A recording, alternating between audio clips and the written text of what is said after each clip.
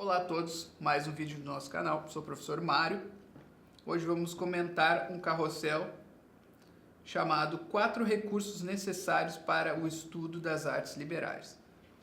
E são coisas bem óbvias que eu vou falar aqui, mas muitas vezes as pessoas não percebem, ou pelo menos não fazem a articulação entre esses 4 recursos para realmente começarem a estudar. Certo? Então elas focam num, focam no outro, ou em dois deles e não nos outros, e acabam não entendendo depois por que não gera resultado nos seus estudos. Ó. Então prestem atenção nisso. Para estudar as artes liberais, você precisa se valer de 4 recursos principais. Você precisa usar, tá? Usar mesmo. São meios para chegar ao fim das artes liberais. Né? Dominar as ferramentas do intelecto, da inteligência, tá? Você vai precisar de 4 meios, tá? Assim como tu precisas de uma chave de fenda para apertar o parafuso. A chave de fenda é o meio para apertar o parafuso. O parafuso estando apertado, tu joga a chave de fenda, né? E esquece dela. Na verdade, tu guardas, né? Depois esquece. O fim já foi alcançado. Então, o fim é esse, dominar as ferramentas da inteligência. Mas aí tu precisas de 4 coisas análogas a essa chave de fenda. Tá? E depois que tu terminares, tu podes esquecer dessas coisas, de certa maneira. Tá? Menos uma delas, né? Porque daí tu vais ter de ter gratidão, que é o professor. Mas, fora isso, o resto tu podes esquecer um pouco. Então, vamos lá. Os 4 recursos principais: professores, modelos, livros e aulas. Nada disso é algo hermético, algo misterioso, algo obscuro, tá? Mas nós temos que ver a articulação certa dessas coisas, para dar certo o estudo. Estas coisas estão intimamente ligadas e garantirão o seu aprendizado, como agora vamos explicar. Funciona assim. O professor ensina em aulas, mediante a leitura de livros, a imitar os modelos da educação clássica. Tá? Então, eu acredito que até aqui não tenha nada de diferente. O professor ensina em aulas. Beleza, vocês já tiveram aulas com professores. Vocês sabem o que é isso. Mediante a leitura de livros. Talvez seja um pouco diferente, né? Hoje em dia o pessoal lê PowerPoint, mas é algo análogo, né? No PowerPoint o professor vai lá e coloca tópicos, uma frase de alguém, ou um excerto de um livro no máximo, né? Uma coisa bem econômica, bem escassa. Tá? Antigamente os professores liam livros mesmo, né? Ou pelo menos um resumo de um livro inteiro, tá? E depois eles comentavam aquilo, tá? Agora, a terceira parte que talvez cause um pouquinho de estranhamento: imitar os modelos da educação clássica. Isso realmente é algo que na escola não é proposto. Não se propõe modelos, se propõe só ideias, no máximo. Quando se propõe, né? Ideias, né? Teorias. E nem são apresentados como teorias, às vezes são apresentados como verdade de evangelho, coisas que é só uma hipótese, só uma teoria mesmo, tá? Então, mas modelos nunca se apresentam. Tá. Há modelos para gramática, retórica, dialética, aritmética, geometria, música e astronomia. O que são esses modelos?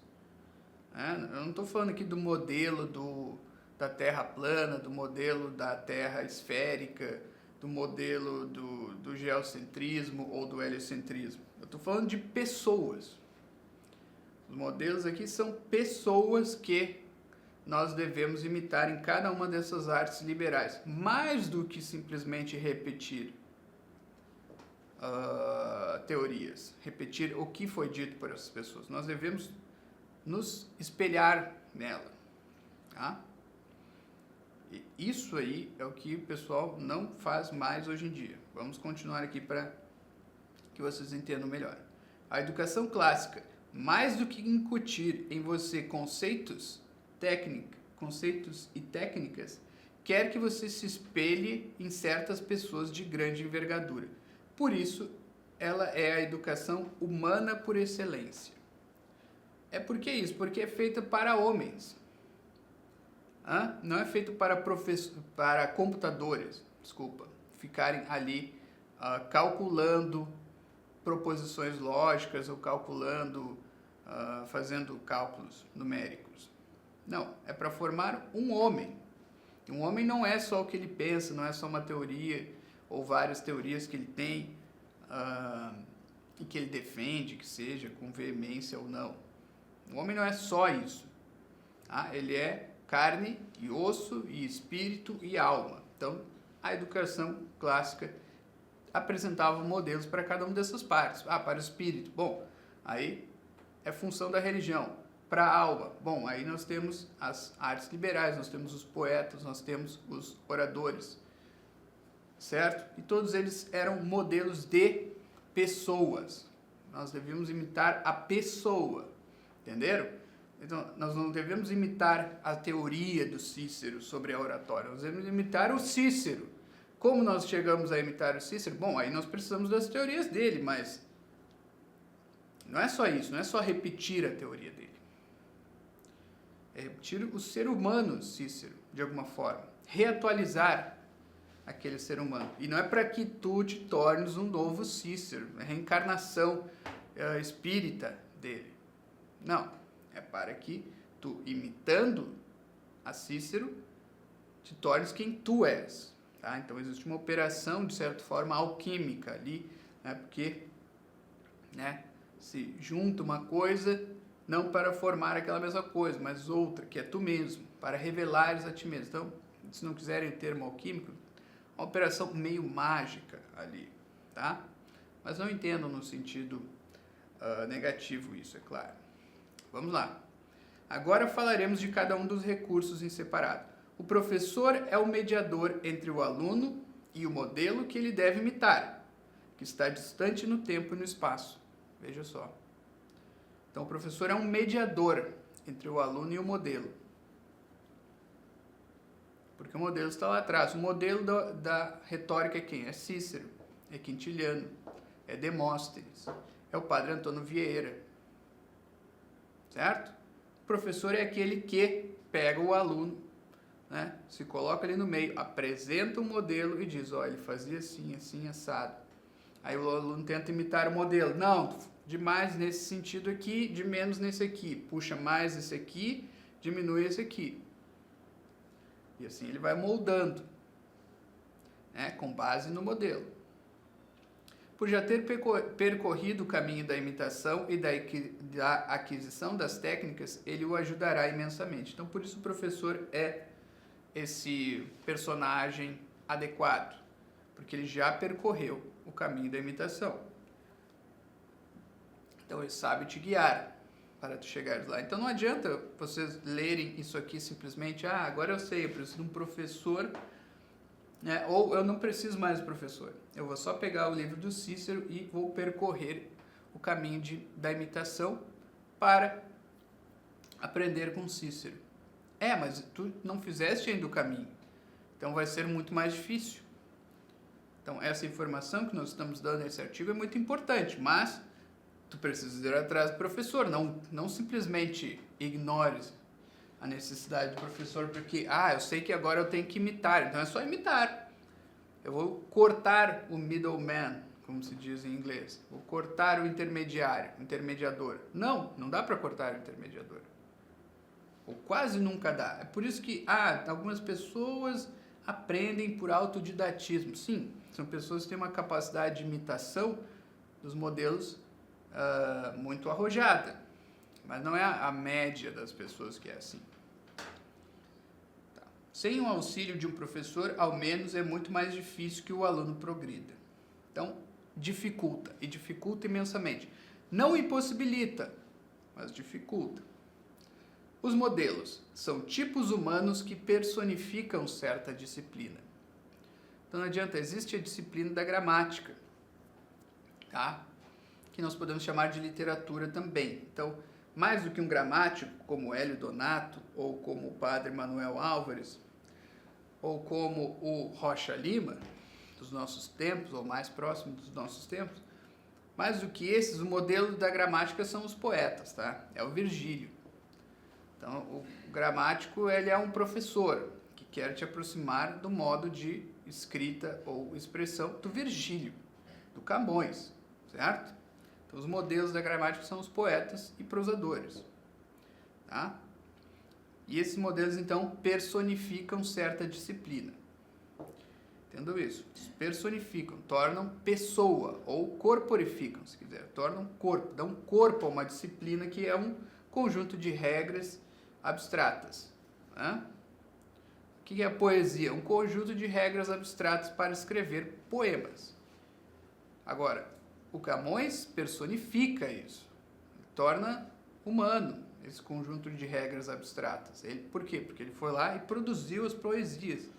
Então, ele era um poeta, ele produziu suas poesias e aquelas poesias tornaram as regras algo concreto da melhor maneira possível, no caso do português. Vamos lá. Sua estatura é muito maior do que a do professor, a dos modelos. Embora, em casos raros, professor e modelo possam ser a mesma pessoa. Casos raros. Mas, em geral, você tem acesso ao modelo por meio de livros que o professor lê para você.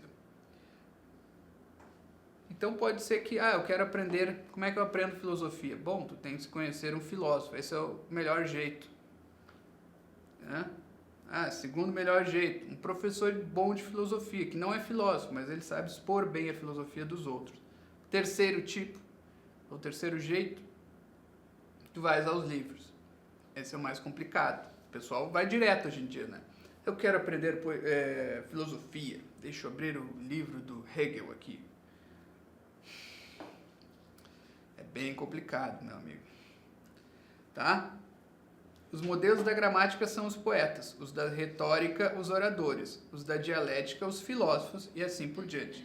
Você precisa ter modelos, senão a educação clássica não funciona. A educação clássica, pelo menos, não funciona. Essa educação conteudística, como chamam moderna, você pode funcionar sem modelo, não sei, mas o resultado que ela traz, não sei, eu não gosto muito.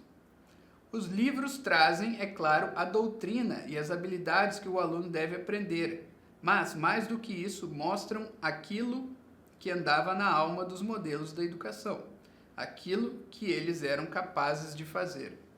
Essa é a perspectiva correta sobre os livros. Então, o pessoal também erra muito ao tentar entender o que é um livro. Nem tentam, né?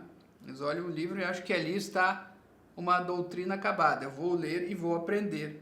Né? Vou ler um livro de biologia e vou aprender biologia. Meu amigo. E sim, tu vais ler um livro de biologia, mas tu nunca viste os referentes a que o livro de biologia faz referência. Então, né, tu só viste ali as figurinhas desenhadas. Bom, parabéns, boa sorte. Tu vais aprender um monte de palavras bem difíceis de pronunciar e de memorizar, né, e vai associar isso a desenhinhos num livro. É alguma coisa já? É. Mas tu não vais te tornar um biólogo assim, né? Desista. Ou desiste. Tu vai saber falar um pouco sobre biologia. É isso. A perspectiva correta sobre os livros. Eles são uma janela para a alma de poetas, oradores, filósofos e matemáticos. E cientistas, se quiserem ali também, claro, né? As aulas são um momento de encontro entre professor e aluno para que, pela leitura dos livros, torne-se possível a imitação dos modelos. Certo? Assim, quando dizemos que a educação é como o encher de um vaso, queremos dizer que a aula é a oportunidade desse vaso ser preenchido pelo transbordamento da alma do professor. Então, aqui, para explicar esse negócio de aula, vamos usar essa imagem. Né? Digamos que a tua alma é um vaso esperando ser preenchido por ideias. Né? Num primeiro momento, nós pensamos isso. Na verdade, ser preenchida por um modelo, por um modo de ser. tá? Porque a tua alma é algo vivo, né? Ideias abstratas não são coisas vivas, tá? Então a tua alma quer ser preenchida por algo vivo, que é o quê? A alma de outra pessoa, enquanto modelo, né? Enquanto forma, é claro. Não é que vai baixar a alma do Cícero em ti, como se fosse um espiritismo, né? Como se fosse ali, né, uma sessão espírita. Não. Mas existe uma forma da alma do Cícero que pode vir até ti e informar, dar forma à tua própria alma. Não para que tu te tornes o Cícero de novo, mas para que aquilo preencha, te dê um modelo. E aí, a partir daquele modelo, tu vais poder, mais tarde, ser mais tu mesmo do que tu já eras até então. Esse é o processo um tanto complexo, certo? Então, a aula é isso, é quando o professor, lendo um livro, te passa esse modelo, tá? E isso é o que o bom professor faz. Ele, numa aula, no encontro entre aluno e professor, de preferência um encontro presencial, né? Pode ser pela internet, né? Quanto mais intermediações houver entre o aluno e o professor, o impacto diminui da aula, obviamente, né? Mas não cessa. Então, o professor te passa esse modelo, não ideia só, não só teorias, né? Nem só sentimentos, expressões, frases, etc. Tá? Então, o professor, a alma do professor já tem esse modelo, ela transborda e o aluno recebe o modelo. É isso que idealmente acontece. Claro que não em uma aula só, né, pessoal? Mas ao longo de diversas aulas ele vai te dando esse modelo e tu vai vendo, agora eu consigo ver o que é um orador. Agora eu consigo ver o que é um orador dentro de mim mesmo, eu posso imitar, né? Com conhecimento de causa. São estes os recursos que você deve buscar. Sem algum deles, nada é garantido. Sabemos que alguns reclamarão de não poderem ter acesso a estas coisas no momento. E a resposta é simples. Se tiver um deles, você pode começar. Se tiver alguns bons livros, terá acesso, mesmo que difícil, aos modelos e à doutrina. Se tiver um professor, ele pode ler seus próprios livros para você. Neste sentido, comece e trate de reunir todos os recursos com o tempo. Não há desculpas para não começar. Então, isso aqui é só um aviso final, né? Porque volta e meia vem alguém e diz, os cursos estão muito caros, a educação é cara. Sim, a educação é cara, é verdade. Né? Então, as pessoas têm que fazer alguns sacrifícios para adquirir a educação, mas ela não é tão mais cara, pelo menos aqui conosco, do que um iPhone. Às vezes é mais barato, né, do que o último iPhone. E nós vemos as pessoas fazendo sacrifícios imensos para, né, adquirir o iPhone, deixam de comer no McDonald's, deixam de comer no não sei onde, tá? No Habib's e tal, só comem arroz, feijão e ovo, né, por não sei quantos meses para comprar um iPhone, mas para a educação não. Aí todo mundo espera que seja de graça, todo mundo espera que as pessoas façam caridade simplesmente e vivam de sol, de luz solar, de ar, não sei, os professores, né? Mas enfim, só um aviso final, porque sempre acontece de alguém vir falar isso num tom de reprovação moral, né? Mas dá para começar com um livro, dá para começar com um professor, com alguma aula aberta aqui do Instituto, por exemplo. Se não tem acesso aos cursos mesmo, por enquanto, comece com as aulas abertas, comece com um livro. Né? Veja um filme, vou ver o filme do Sócrates, né? Lá do, né? Nem lembro quem é que foi que fez agora, Franco Zeffirelli, eu acho. Né? Aquilo lá era o Sócrates, nem sei, ninguém sabe quem era o Sócrates, mas está o modelo de como era o Sócrates, né? Como é que foi a vida dele. Então, só assistir aquele filme já é bom, é melhor que assistir um filme da Marvel. Daí teu modelo vai ser o Homem de Ferro, legal, né? Mas não muito legal, certo? Então, é isso. Se tiver alguma dúvida, deixe um comentário aí, né? Curte, compartilha e até uma próxima.